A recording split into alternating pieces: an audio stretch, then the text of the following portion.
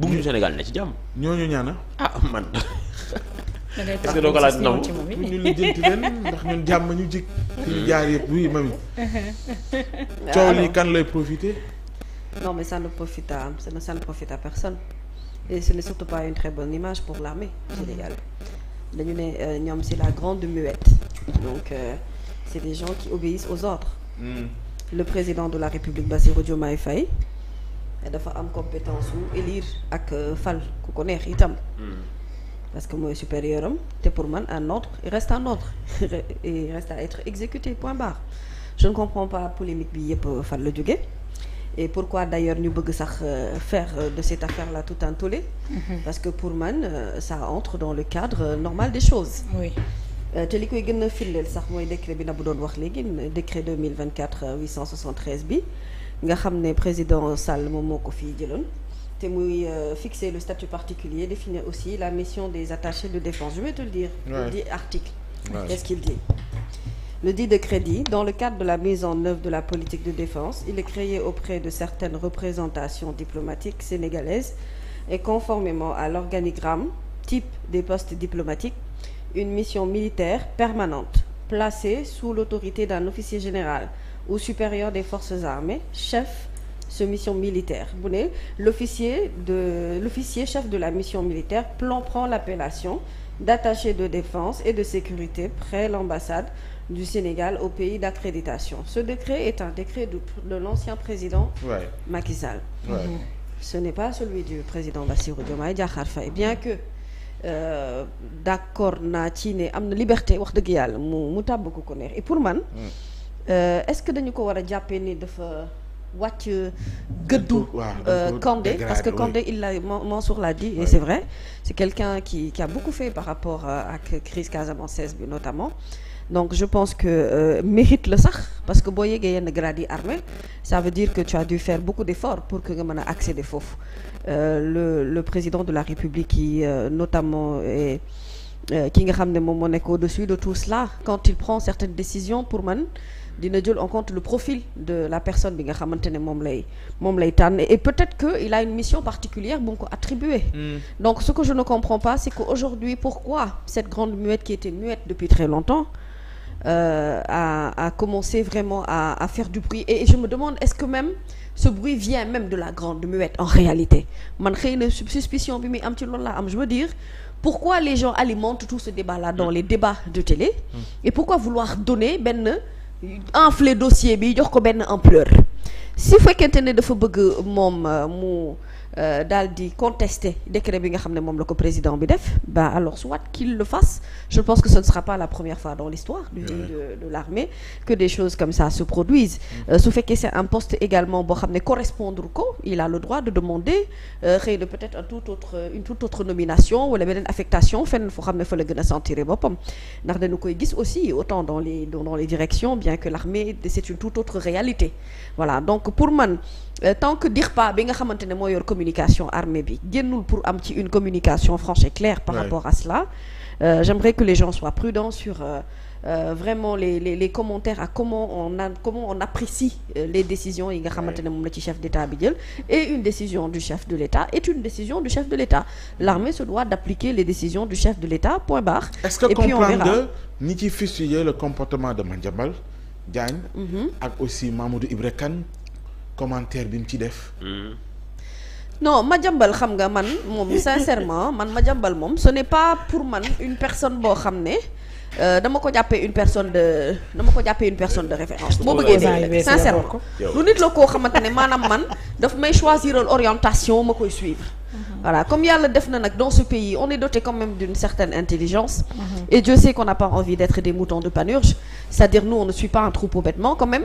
On a envie d'analyser, de réfléchir et de voir les orientations et autres. Et Madiambal c'est quelqu'un qui a eu une position avant, et c'est ça le danger d'avoir un certain engagement su fekkente ne da nga nekk taskatu xibaar.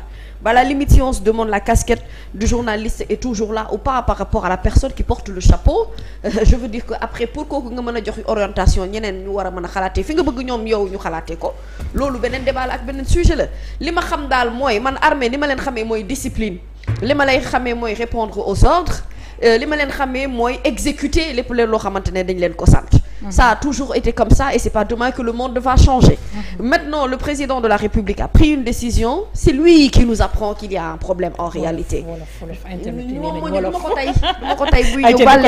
moom ci boppam moo ñuy wan ne problème am na. C'est-à-dire moom moo koy titré ci journal moo ciy revenir et moo ciy dellu si waat tout le temps. moo tax prudence bu sëñ Mansour bi baax na. man aussi damay am boobule prudence. parce que li ñu tàmm xam ñun mooy ne armée dëgg-dëgg du ñooñu ñooy ñëw pour indi benn.